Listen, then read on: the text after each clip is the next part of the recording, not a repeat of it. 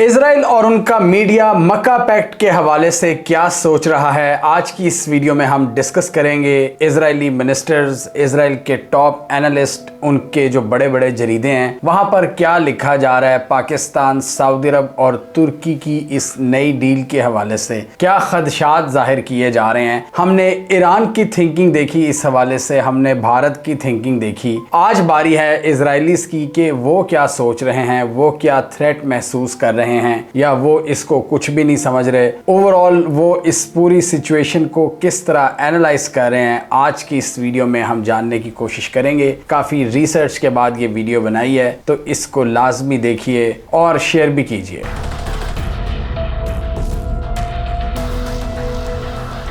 Israelis का point of view समझने से पहले उनकी थ्रेट असेसमेंट को समझना ज़रूरी है कि वो अपने लिए बड़े बड़े थ्रेट्स किसको समझते हैं। ये इस वीडियो में हमने जिक्र किया था कि उनके एनालिस्ट का ये ख्याल है कि अगर ईरान के सिस्टम को हम गिरा लेते हैं तो नेक्स्ट टारगेट हमारा तुर्की है और फिर पाकिस्तान है। इसके अलावा सऊदी अरब के हवाले से उनकी क्या थिंकिंग है। सऊदी अरब और गल्फ ममालिक के साथ वो अब्राहम अकॉर्ड साइन करना चाहते हैं ताकि इस साइड का भी जो थोड़ा बचा कुचा थ्रेट है उसको खत्म कर दिया जाए और जो आसपास की छोटी मोटी स्टेट्स हैं, लेबनान, सीरिया, फलस्तीन वगैरह, वहां पर कब्जा किया जाए। तो ये इनकी थिंकिंग है कि बेसिकली जो आसपास का टर्मोइल है वो इनको सूट करता है और जो थोड़े से तगड़े ममालिक है जिनके पास पैसा है या मिलिट्री है उनके साथ ये डील साइन करना चाहते हैं। तो जब उन्होंने डील साइन कर ली है, जिनके पास पैसा है, जिनके पास न्यूक्लियर है, जिनके पास आर्मी है, जो जरा तगड़े हैं, तो तब इजरायलीज क्या सोच रहे हैं ये जरा आज की इस वीडियो में हम देखते हैं, जो बड़े ही इंटरेस्टिंग ख्यालात हैं। सबसे पहले तो हम इजराइल की डियास्पोरा अफेयर्स की मिनिस्टर अमिचाई चिकली की बात करें तो इन्होंने इजराइल के लिए इस पैक्ट को बहुत ही खतरनाक करार दिया है। उन्होंने कहा है कि this is very bad for Israel and this is very troubling development. उनके मुताबिक ये इतना बुरा है इजराइल के लिए कि इसके एक्सट्रीम कॉन्सिक्वेंसेस हैं इजराइल की रीजनल सिक्योरिटी के ऊपर। वो कहते हैं कि सऊदी अरब जो हमारा नेक्स्ट डोर नेबर है उसने ऑलरेडी न्यूक्लियर आर्म्ड पाकिस्तान के साथ डिफेंस मुआहदा किया हुआ है और तुर्क वो भी अब इसमें शामिल हो गए हैं जिनके हमारे साथ बहुत बुरे ताल्लुकात हैं, जो कि हमारे साथ डायरेक्ट कन्फ्रंटेशन में हैं। और उनके मुताबिक तुर्की की शमूलियत से हमारे जो दो इंपॉर्टेंट फ्रंट्स हैं वो खतरे का शिकार हो जाते हैं। एक सीरिया वाली साइड जहां पर तुर्की अपना इन्फ्लुएंस बढ़ा रहा है और एक मेडिटेरेनियन वाली साइड, यहां भी तुर्की इनको चैलेंज करता है इजराइल की जो ग्रेटर पॉलिसी है। और उनका यह ख्याल है कि हम डिफरेंट अलायंसेस के जरिए तुर्की को काउंटर कर सकते हैं। अभी बड़ी इंटरेस्टिंग चीजें खुलेंगी, बड़ी डिटेल में हम नजर डालेंगे कि तुर्कों के अलावा वो सऊदी अरब और पाकिस्तान के हवाले से क्या सोचते हैं और किसको सबसे बड़ा स्ट्रेटेजिक थ्रेट समझते हैं वो। तो वाई नेट उनका एक जरीदा है, उसमें इनके एक जर्नलिस्ट हैं इतमार अचनेर, वो क्या लिखते हैं, इस आर्टिकल की हेडिंग है कि Israel alarmed by Saudi Turkey Pakistan pact, this alliance is aimed against us. यानी ये जो अलायंस है ये डायरेक्टली हमारी तरफ निशाना है। उनके मुताबिक हमने शिया एक्सिस को तो किसी हद तक वीक कर दिया, लेकिन अब ये जो नया सुन्नी एक्सिस है वो हमारे लिए नया खतरा बन रहा है। तुर्की उर्दगान के अंडर स्ट्रांग हो रहा है, सऊदी अरब अपनी सिक्योरिटी गारंटीज ढूंढ रहा है और पाकिस्तान इस रीजन में अपने पर फैला रहा है और इजराइल को इसका एक काउंटर अलायंस बनाना चाहिए, यूएई, भारत, साइप्रस और ग्रीस को शामिल करके। और ये हमने आपको इस वीडियो में भी एक्सप्लेन किया था कि साइप्रस और ग्रीस का मसला है तुर्की के साथ, भारत का मसला है पाकिस्तान के साथ, यूएई का मसला है सऊदी अरब के साथ। मक्का पैक्ट के तीनों पार्टनर्स के जो दुश्मन हैं वो ऑटोमेटिकली इजराइल के दोस्त हैं। तो यहाँ पर एक clear cut alliance, counter alliance हमें बनता हुआ नजर आ रहा है और इनके मुताबिक हमें उसी किस्म की अलाइनमेंट्स में जाना चाहिए जो कि इसको फिर चैलेंज करें, इसको काउंटर कर सकें, काउंटर बैलेंस कर सकें। लेकिन ये इतना सिंपल नहीं है कि ये एक जीरो सम गेम नहीं है कि 1-0 इस तरह नहीं है। इसमें और बहुत सी चीजें हैं जो अभी हम देखेंगे। जो मैंने आपको कहा है कि सऊदी अरब के बारे में क्या सोचते हैं और पाकिस्तान के बारे में क्या सोचते हैं वो समझना बहुत जरूरी है। इजराइल के एक फॉर्मर नेशनल सिक्योरिटी ऑफिशियल ने डॉक्टर युआल गुजेंस्की होगी। उनका ये ख्याल है कि ये अलायंस नेचुरल नहीं है, मतलब उनका थोड़ा सा जो ख्याल है वो इसके काउंटर में जाता है। वो कहते हैं कि ये सिर्फ एक वक्त की ज़रूरत है, जहां ईरान वीक हुआ है, इसराइल का इन्फ्लुएंस बढ़ा है मिलिटरीली, यूएस का इन्फ्लुएंस कम हो रहा है इस रीजन में, तो ये सारे पार्टनर्स अब इकट्ठा होने की कोशिश कर रहे हैं एक नए सिक्योरिटी ऑर्डर के अंदर। और उन्होंने भी तकरीबन हमारे वाली बात ही की है कि तीनों के जो नेशनल सिक्योरिटी थ्रेट्स हैं वो सेम नहीं है। पाकिस्तान के नेशनल सिक्योरिटी थ्रेट्स मेडिटेरेनियन में नहीं है, ना ही तुर्की के थ्रेट्स साउथ एशियन रीजन में हैं। लेकिन ये क्या करेंगे, एक दूसरे की कैपेबिलिटीज को बढ़ाएंगे, मिलिट्री टू मिलिट्री ट्रेनिंग बढ़ाकर, ज्वाइंट डिफेंस कोलैबोरेशन में इजाफा करके, फोर्सेस के दरमियान इंटरऑपरेबिलिटी, इंटेलिजेंस शेयरिंग और डिप्लोमेटिकली ये एक दूसरे का साथ देंगे। और वो कहते हैं कि this is not a war time alliance against Israel, यानी मिलिटरीली कोई भी फरीक इंटरवीन नहीं करेगा अगर कोई भी मसला होता है इन तीनों मुल्कों के साथ। लेकिन वो ये जरूर कहते हैं कि इजराइल के खिलाफ ये एक ओरिएंटेशन है, जहां पर तीनों इजराइल को एक इमर्जिंग थ्रेट जरूर समझते हैं। द यरूशलेम पोस्ट भी उनका एक प्रोमिनेंट इदारा है। वो ये लिखता है कि Saudi Arabia's new agreement with Turkey Pakistan put stability on dangerous ground. इस एडिटोरियल में उन्होंने सऊदी अरब को वार्न किया है। उन्होंने कहा है कि सऊदी अरब को डिसाइड करना पड़ेगा कि ये नए अलायंसेस रीजनल स्टेबिलिटी को स्ट्रेंथन करते हैं या फिर वो ममालिक जो एंटी इजराइल हैं उनको इकट्ठा करके इजराइल के खिलाफ एक अलायंस बनाना चाहती हैं, एक कॉमन एनिमी के तौर पर। और साथ ही उन्होंने रेफरेंस दी है पाकिस्तान के डिफेंस मिनिस्टर ख्वाजा आसिफ का, कि ख्वाजा आसिफ ने भी ये बात की है पिछले दिनों कि इजराइल के खिलाफ मुस्लिम दुनिया को मुत्तहिद हो जाना चाहिए, और ये कि इजराइल मुस्लिम दुनिया के लिए एक बहुत बड़ा थ्रेट है। ख्वाजा आसिफ को वो कोट कर रहे हैं, मतलब नजर वो सारी रखते हैं। और यहाँ डॉक्टर युवाल गुजेंस्की जो इनके फॉर्मर नेशनल सिक्योरिटी एक्सपर्ट हैं, उनके मुताबिक ये पैक्ट हमारा सऊदी अरब के साथ नॉर्मलाइजेशन का दरवाजा कंप्लीटली बंद नहीं करता, क्योंकि इस वक्त इजरायलीज को सबसे बड़ा डर यही है कि सऊदी अरब निकल ना जाए इनके हाथ से। ये बैकडोर राब्ते करते हैं सऊदी अरब से, और ट्रम्प से भी कहते हैं, अमेरिकन से कहते हैं कि जी इनको कहो कि हमारे से नॉर्मलाइजेशन कर ले, क्योंकि अगर ये नॉर्मलाइजेशन हो जाती है तो इजराइल ये समझता है कि हमारे बहुत से मसाइल हल हो जाएंगे और हम एक स्ट्रेटेजिक स्टेबिलिटी हासिल कर लेंगे। आपको याद है 7 अक्टूबर की जंग से पहले मोहम्मद बिन सलमान ने भी इंटरव्यू दिया था। उन्होंने कहा था कि हम इजराइल के साथ नॉर्मलाइजेशन के बहुत करीब हैं, लेकिन वो फिर जंग हो गई और फिर बाद में जो सेंटिमेंट्स मुस्लिम दुनिया में क्रिएट हुए, और सऊदी अरब की एक पॉपुलेशन है, साइजेबल पॉपुलेशन है, अरब दुनिया में एक सेंटिमेंट है, पूरी दुनिया में इजराइल के खिलाफ जो एक जन्म ले रहा है, तो उसमें सऊदी अरब कम से कम ये अफोर्ड नहीं कर सकता इस सिचुएशन में कि वो इजराइल के साथ नॉर्मलाइजेशन करे। और इसलिए उन्होंने कहा कि 2 स्टेट सोल्यूशन की पहले बात होगी, तब हम नॉर्मलाइजेशन की तरफ जाएंगे। तो इजराइल की यही कोशिश है कि अभी आप देखें वो ट्रम्प को भी प्रेशराइज करते हैं कि जी अगर आपने कोई न्यूक्लियर डील करनी है तो उसमें इजराइल की नॉर्मलाइजेशन का एंगल डालें, वो पॉइंट जरूर ऐड करें। और इसके साथ ही इनके एक फॉर्मर नेशनल सिक्योरिटी काउंसिल के हेड जैकब नेजल ये कहते हैं कि ये जो एग्रीमेंट किया इन तीनों ममालिक ने, इसमें बेसिकली सऊदी अरब ने अमेरिकन पर प्रेशर डालने की कोशिश की है और अमेरिकन को मैसेज दिया है कि आपकी सिक्योरिटी गारंटीज फेल हुई हैं, तब हम अपने रीजनल पार्टनर्स के पास गए हैं। और उन्होंने जिक्र किया सऊदी अरब जो थ्रेट्स फील करता है ईरान और उसके एक्सिस ऑफ रेजिस्टेंस से। मतलब मैं जितने भी ये आर्टिकल्स पढ़ता हूँ उसमें इजरायली सऊदी अरब को अपना दुश्मन नहीं कहते। वो ये लिख रहे हैं कि सऊदी अरब फ्रस्ट्रेट हुआ है अमेरिकन गारंटी से, जो कि ईरान के खिलाफ वो इनको एक शील्ड प्रोवाइड नहीं कर सके, ईरान के हमले भी होते रहे। इसके अलावा वो बात करते हैं हूतीस के हमलों की, जो कि वो सऊदी अरब पर दाग रहे हैं। तो वो ये कह रहे हैं कि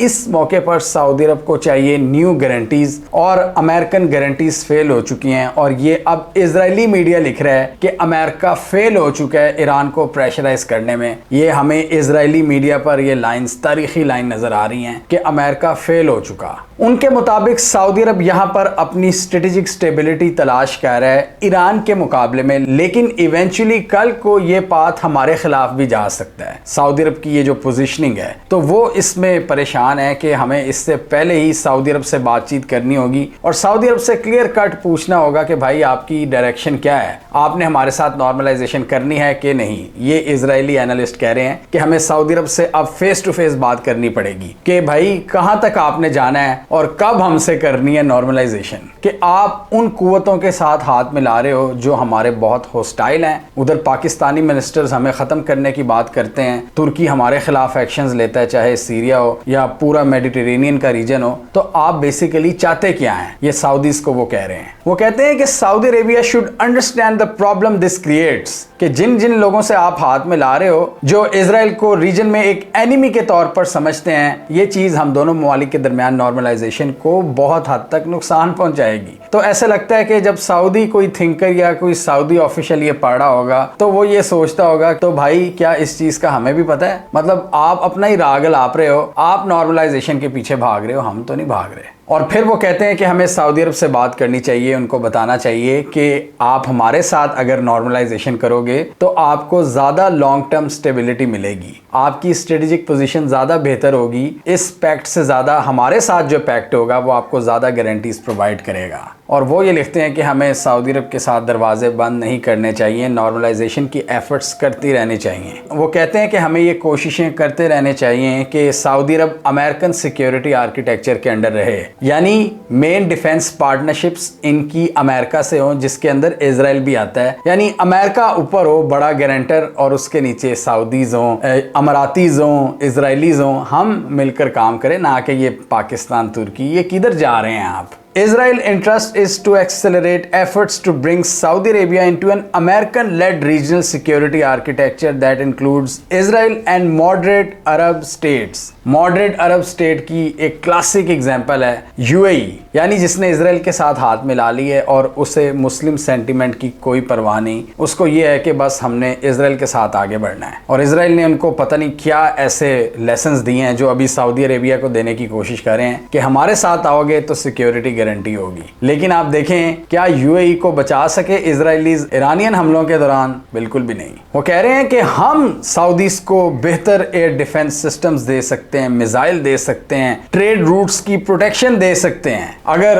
अरब और इजरायली दुनिया मिल जाती है और ईरान के खिलाफ हम एक मुश्तरका फोर्स के तौर पर काम करेंगे। बेसिकली ये क्लियर पता लग रहा है इनकी थिंकिंग से कि वो ईरान के खिलाफ प्रोवोक कर रहे हैं कि ईरान बड़ा खतरा है, हम खतरा नहीं है। और अब्राहम अकॉर्ड्स बहुत से स्ट्रेटेजिक और इकोनॉमिक बेनिफिट्स दे सकता है। सऊदी अरब इसीलिए स्ट्रेटेजिकली बहुत इंपॉर्टेंट कंट्री है दोनों साइड्स के लिए। मतलब अगर इजराइल की भी बात करें और अगर ये पाकिस्तान और तुर्की वगैरह की भी बात करें जो कि मुस्लिम रियासतें हैं, और इवन अमेरिका की भी, ये सारी साइड्स चाहती हैं कि सऊदी अरब से उनकी बातचीत रहे, क्योंकि सऊदी अरब बहुत कुछ ऑफर करता है। एक तो मिडल ईस्ट के बिल्कुल सेंटर में है, अरब पेनिनसुला का जो पूरा मेन रीजन है वो सऊदी अरब के पास है। इंपॉर्टेंट चोक पॉइंट्स हैं, तेल की ताकत है, पैसा है, और एक इन्फ्लुएंस है मुकद्दस मकामात की वजह से। ये चीज इनको एक यूनिक पोजीशन देती है जो कि इनकी अहमियत को बढ़ाती है। इसलिए इजराइल भी चाहता है कि ये हमारी तरफ हो जाएं और पैसा हमारे में इन्वेस्ट करें वो। और फिर वो अमेरिकन को लताड़े हैं कि आपकी वजह से ये सब कुछ हुआ है कि सऊदी अरब दूर जा रहा है। अमेरिका से सवाल होने चाहिए कि क्यों कि सऊदी अरब पुराने सिक्योरिटी आर्किटेक्चर को इग्नोर करके नई पार्टनरशिप्स की जानिब बढ़ रहा है। और इसलिए उनके ख्याल में नॉर्मलाइजेशन अभी भी डेड नहीं हुई, हमें इसके लिए एफर्ट्स करते रहना चाहिए। द टाइम्स ऑफ इजराइल में एक आर्टिकल आया है, वो ये उसकी हेडिंग है कि Mecca defence pact is not meant to challenge Israel, at least not on the battlefield. और उसमें भी उन्होंने वही पॉइंट्स मेंशन किए हैं जो इनके एक दूसरे एनालिस्ट ने भी कहे थे कि ये तीनों मुल्क एक दूसरे की खातिर जंगों में तो नहीं पड़ेंगे, बट वो अमेरिका और ईरान को ये पैगाम जरूर दे रहे हैं कि हम इजराइल को रीजनल हेजिमोन नहीं बनने देंगे। और इसमें भी यूएस के फेलियर की बात उन्होंने की है कि यूएस के फेलियर की वजह से ये सब कुछ हुआ है कि वो ईरान को रोक नहीं सके, और इसकी वजह से नया आर्किटेक्चर जन्म ले रहा है। उन्होंने कहा कि ये तीनों एक दूसरे की खातिर जंग में तो नहीं जाएंगे, but this agreement is about signalling leadership, joint action and diplomatic power, not about creating a unified military force. यानी उसमें उन्होंने कहा कि इतना परेशान होने की जरूरत नहीं है, यूनिफाइड मिलिट्री फोर्स नहीं बढ़ेगी, लेकिन एक दूसरे की कैपेबिलिटीज को जरूर बढ़ाया जाएगा। The logic of the agreement is diplomatic, not joint defense. वो कहते हैं कि I would not call it an alliance, I would call it an alignment. It has goals but not necessarily military ones. और वो कहते हैं कि यहाँ पर तीनों के अपने अपने मकासद भी पूरे हो रहे हैं। तुर्की जो अपने आप को रीजनल पावर के तौर पर शो कराना चाहता है, उसने इस मूव के जरिए ये करने की कोशिश की है। पाकिस्तान ने जो मीडिएशन एफर्ट्स किए हैं उनको मजीद मटीरियलाइज करना चाहता है और एक ग्रेटर किरदार ढूंढ रहा है west Asia middle eastern region में। और सऊदी अरब पैगाम दे रहा है अमेरिका को कि वो एक इंडिपेंडेंट सिक्योरिटी आर्किटेक्चर में जा रहा है that doesn't depend on either Iran और द यूएस। और ये कि ईरान को क्लियर कट मैसेज दिया है कि सऊदी अरब के पास रीजनल बैकिंग है और अमेरिका को ये पैगाम दिया है कि हमारे पास सिक्योरिटी के लिए ऑल्टरनेटिव्स मौजूद हैं और हम डाइवर्सिफाई कर रहे हैं। वो कह रहे हैं कि इमीडिएटली वो यूएस को रिप्लेस नहीं करेंगे, लेकिन ये शो करा रहे हैं कि हम इंतजार भी नहीं करेंगे। और साथ ही वो ख्वाजा आसिफ के बारे में ये भी कहते हैं कि उनके कमेंट्स अलार्मिंग तो हैं, लेकिन उनका कोई इतना वजन नहीं है क्योंकि वो वहां पर रियल पावर ब्रोकर हैं ही नहीं। और उन्होंने मेंशन किया है पाकिस्तान के मिलिट्री चीफ आसिम मुनीर और प्राइम मिनिस्टर शहबाज शरीफ को, जिन्होंने ज्यादा काम किया है। उनके मुताबिक ख्वाजा आसिफ ने ये जो बयान दिया है उर्दू में दिया है और लोकल पॉपुलेशन को खुश करने के लिए दिया है। ये इतनी हद तक वो नजर रखते हैं पाकिस्तान पर और पाकिस्तान के पॉलिसी मेकर्स पर। और वो ये कहते हैं कि ये अलायंस इजराइल के लिए भी एक पैगाम है कि ज़रूरत पड़ने पर इजराइल को भी बैलेंस करने के लिए इसको इस्तेमाल किया जा सकता है। इसी तरह उनका एक और जरीदा है इजराइल हायोम, उसमें भी एनालिस्ट ने इस पैक्ट के हवाले से अपनी जो तशवीश है उसका इजहार किया है। जर्नलिस्ट शाशर क्लेमैन ये कहते हैं कि ये एक नया पावर सेंटर बनाने की कोशिश की है जो कि ईरान और उनकी प्रॉक्सिस को काउंटर करेगा, सऊदी अरब और तुर्की के इन्फ्लुएंस में इजाफा करेगा और एग्जिस्टिंग रीजनल अलाइनमेंट्स में एक नया पावर सेंटर क्रिएट करेगा। और उनके मुताबिक सऊदी अरब सिर्फ ईरान के हवाले से ही परेशान नहीं बल्कि फ्यूचर में इजराइल के हवाले से भी उन्हें तशवीश है और कल को ये अलायंस ऐसी शक्ल ले सकता है कि जिससे ये एंटी इजराइल हो जाएं। एक और एनालिस्ट ने बड़ा जबरदस्त पॉइंट रेस किया है कि ये जो पावर पैक्ट है पूरे रीजन में आर्म्स रेस को एक्सेलरेट कर सकता है। और ये पॉइंट एक इंडियन एनालिस्ट ने भी दिया था जो हमने इस वीडियो में एक्सप्लेन किया था कि इंडियन थिंकर्स क्या सोच रहे हैं। उन्होंने भी यही लिखा था कि इंडिया के लिए जो पूरी इक्वेशन है वो चेंज हो सकती है। उन्होंने भी यही कहा था कि इंडिया के लिए कोई इमीडिएट थ्रेट नहीं है, लेकिन जब एक दूसरे की कैपेबिलिटीज इंक्रीज होंगी, पाकिस्तान को पैसा मिलेगा, ड्रोन्स मिलेंगे, पाकिस्तान तुर्की के साथ अपनी ज्वाइंट डिफेंस प्रोडक्शन को इंक्रीज कर देगा, तो इससे पाकिस्तान के पास ऑप्शंस डाइवर्सिफाई होंगी और भारत को अपनी थ्रेट असेसमेंट को दोबारा रिव्यू करना पड़ेगा और जो ओवरऑल मिलिट्री पोस्चर है वो तब्दील हो जाएगा इस रीजन में। और यही इजरायली एनालिस्ट भी कह रहे हैं कि एक आर्म्स रेस, एक नए असलहे की दौड़ शुरू हो जाएगी कि ये तीन मिलकर जिनके पास पैसा है, इक्विपमेंट है, टेक्नोलॉजी है, नई नई चीजें प्रोड्यूस कर सकते हैं, तो इनके दुश्मनों के लिए डेफिनेटली एक चैलेंज क्रिएट होगा कि अगर कल को जंग हो जाती है तो फिर हमें अपनी तैयारी कंप्लीट रखनी पड़ेगी। अब देखें ना, हमने कई वीडियोस में डिस्कस किया हुआ है कि पाकिस्तान और तुर्की मिलकर स्टेल्थ फाइटर जेट पर काम कर रहे हैं। कान फाइटर प्रोजेक्ट पाकिस्तान चाइना के साथ भी काम कर रहा है J-35 पर। तो ये डेवलपमेंट्स भारत के लिए चीजों को बहुत ज्यादा कॉम्प्लिकेट कर देंगी। जब बहुत ज्यादा ड्रोन्स आएंगे तुर्की की तरफ से पाकिस्तान को, वॉरशिप्स आ रही हैं, फिर सऊदी पैसा होगा, पाकिस्तान के बैलिस्टिक मिसाइल्स हैं और अब तुर्की भी इन मिसाइल्स पर काम कर रहे हैं, लॉन्ग रेंज मिसाइल्स पर। तो ये सारी कैपेबिलिटीज जब मिलती हैं तो ये बड़ी लीथल फोर्स बन जाती है। इसमें मॉडर्न वॉरफेयर को जहन में रखते हुए मॉडर्न टेक्नोलॉजी है, AI, साइबर, इलेक्ट्रॉनिक वॉरफेयर में अपग्रेडेशन, ये सारी चीजें शामिल हैं। और एक और इनका इदारा है हारिट्स, इनका ये ख्याल है कि it is less to do with Israel and more to do with declining influence of US, यानी हमें इससे परेशान नहीं होना चाहिए। इसका ज्यादा ताल्लुक अमेरिका के कम होते हुए इन्फ्लुएंस से है और उसमें पार्टनर्स नई नई अरेंजमेंट्स तलाश कर रहे हैं और जरूरी नहीं कि ये इजराइल के खिलाफ ही हो। और वो अपने दिल को बेसिकली तसल्ली दे रहे हैं कि ये इन्होंने ईरान के खिलाफ बनाया है, जबकि ईरान के हवाले से क्या थिंकिंग है इन तीनों की और ईरान की वो आप इस वीडियो में देख सकते हैं। तो हमें दो तीन ख्यालात यहाँ पर क्लियर कट नजर आ रहे हैं। कुछ लोग इसको इजराइल के लिए एक थ्रेट समझ रहे हैं, कुछ कह रहे हैं कि इमीडिएट थ्रेट नहीं, लेकिन फ्यूचर में एक बड़ा थ्रेट बन सकता है जब ये मिलकर अपनी पावर्स को कंबाइन करके एक स्ट्रॉन्गर फोर्स बन जाएंगी। ये एक दूसरे के साथ मॉडर्न टेक्नोलॉजी और वेपन्स का तबादला करेंगे और इससे हमारे लिए खतरा बढ़ेगा। और तीसरा ख्याल हमें क्या नजर आ रहा है, नॉर्मलाइजेशन के हवाले से वो बहुत परेशान है कि सऊदी अरब के साथ इनकी नॉर्मलाइजेशन हो जाए, और जब नॉर्मलाइजेशन होगी तो इनके मुताबिक पाकिस्तान और तुर्की का भी खतरा वैसे ही ख़त्म हो जाएगा।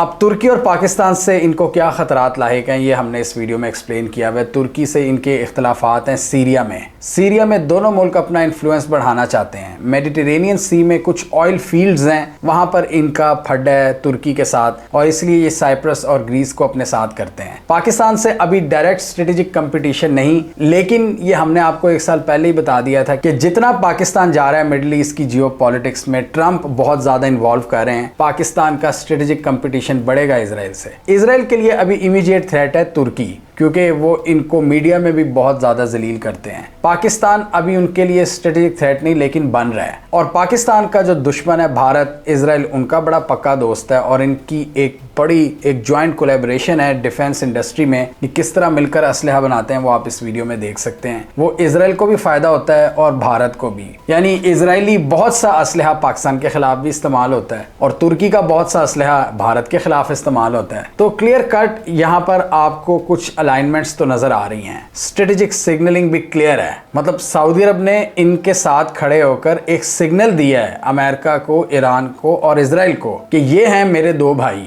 और पाकिस्तान और तुर्की फ्यूचर में अपने डिफेंसिव पोस्चर को मजीद अग्रेसिव कर सकते हैं अपने दुश्मनों के खिलाफ। इसलिए इसराइल बात करता है हेक्सागन अलायंस की कि इनको काउंटर करने के लिए तुर्की के जो दुश्मनान हैं सऊदी अरब के और पाकिस्तान के, उनको मैं इकट्ठा कर दूं, ग्रीस, साइप्रस, यूएई, भारत। और फिर एक और बैटल है इन दोनों ग्रुप्स की हॉर्न ऑफ अफ्रीका के रीजन में, सोमालिया, सोमालीलैंड, इथियोपिया, ये बाबुल मंडप स्टेट, यमन। यहां पर भी आप देखें दोनों के इंटरेस्ट डिफरेंट हैं। सोमालिया के साथ पाकिस्तान ने डिफेंस पैक्ट साइन कर लिया है, लेकिन उसी सोमालिया के अंदर जो सेपरेटिस्ट है सोमालीलैंड के, उनको कौन सपोर्ट करता है? इजराइल। यमन के अंदर सेपरेटिस्ट को कौन सपोर्ट करता है? यमन के अंदर एक बागी ग्रुप था STC, उसको सऊदी अरब ने अपनी ऑफिशियल हुकूमत के जरिए मार गिराया। और ये जो चोक पॉइंट है बाबुल मंडप स्ट्रेट का, यहाँ पर हुसीस के अलावा UAE और इजरायली प्रेजेंस है। अब पाकिस्तान भी पहुंच गया वहां पर सोमालिया में, और सोमालिया के सऊदी अरब के साथ यस है, तुर्की के साथ यस है। तो यहां भी एक अलाइनमेंट नजर आ रही है। और इजराइल के जो इस हवाले से खदशात हैं वो बड़े क्लियर कट हैं। यही कुछ खदशात हैं भारत के जो हमने इस वीडियो में देखे थे, और ईरान क्या सोच रहा है वो हमने इन 2 वीडियोज में डिस्कस किया था। और इससे इजराइलीज को एक डर ये भी है कि इस रीजन में उनका जो एक फ्रीडम ऑफ एक्शन है वो चैलेंज हो सकता है, कि जहां अपनी मर्जी से जाकर स्ट्राइक दाग देते हैं, जो इन्होंने कतर के केस में किया था। मतलब आसपास के जो बेचारे वीक ममालिक हैं, फ़लस्तीन, सीरिया या लेबनान, वहाँ पर तो इतना स्ट्रॉन्ग एयर डिफेंस सिस्टम नहीं है। कतर में अमेरिकन मौजूदगी में इन्होंने हमला किया था, और उसके बाद पाकिस्तान ने सऊदी अरब के साथ डिफेंस पैक्ट किया था। तो यहाँ पर इसराइल को ये भी डर है कि जिस तरह हम ये कभी कभार ये स्ट्रॉन्ग ममालिक पर भी कर देते हैं स्ट्राइक, वो एबिलिटी हमारी कम हो जाएगी जिस तरह हमने कतर पर किया था। और सऊदी अरब ने ये फ़ौरन पैगाम दिया था कि नहीं, हम वो नहीं होंगे जिस पर तुम बेफिक्र होकर फ्रीडम के साथ अटैक करोगे, ऐसा नहीं होगा। पाकिस्तानी फाइटर जेट्स मौजूद हैं सऊदी अरब में, और हमने उस वक्त भी कहा था कि ये मेन पैगाम इजराइल के लिए है। और ईरान के लिए सबसे बड़ी विक्ट्री यहाँ पर हमें ये नज़र आती है कि यूएस का इन्फ्लुएंस कम हो रहा है, यूएस की बेसिस का खात्मा हो रहा है। तो एक नया सिक्योरिटी आर्किटेक्चर जो जन्म ले रहा है वो उन ममालिक पर मबनी है जो ऑलरेडी ईरान के हमसाए हैं, और ईरान का उनके साथ पुराना हिस्टोरिकल कनेक्शन है। बेशक कुछ इख्तलाफात भी हैं, लेकिन एक अंडरस्टैंडिंग का रिश्ता है। इस हवाले से हमने रिसेंटली बहुत सा काम किया है, ये वीडियोस आप देख सकते हैं। अगर आप हमारे काम में मज़ीद इम्प्रूवमेंट चाहते हैं तो आप हमें पेट्रियन पर भी सपोर्ट कर सकते हैं फाइनेंशियली। हमें कमेंट सेक्शन में बताइए आपके ख्याल में इजराइलीज़ ने जो अपने तहफ़्फ़ुज़ात का इजहार किया है, क्या ये अलायंस फ्यूचर में इसराइल के ख़िलाफ़ एक पोस्चर ले सकता है, या आपके ख्याल में इमीडिएट फ्यूचर में जब तक कोई मसला बड़ा नहीं होता इसराइल से पंगा लेने का अभी इनका भी इरादा नहीं है? यानी इन्होंने एक पोजीशनिंग, एक स्ट्रेटेजिक सिग्नलिंग दी है। पाकिस्तान ने भारत को, तुर्की ने इसराइल और ग्रीस को, और सऊदी अरब ने ईरान को। और फिलहाल इसमें एंटी इजराइल एलिमेंट नहीं है, या है? आप क्या समझते हैं? कमेंट कीजिए। इसके अलावा हमारा यूट्यूब चैनल सब्सक्राइब कर लें, साथ ही वो बेल आइकॉन भी दबा लें, ताकि वो स्टोरीज दुनिया भर से पाकिस्तान से जिनकी मेन स्ट्रीम मीडिया पर प्रॉपर कवरेज नहीं होती, हमारे प्लेटफॉर्म के थ्रू आप तक टाइम पर पहुंच जाएं।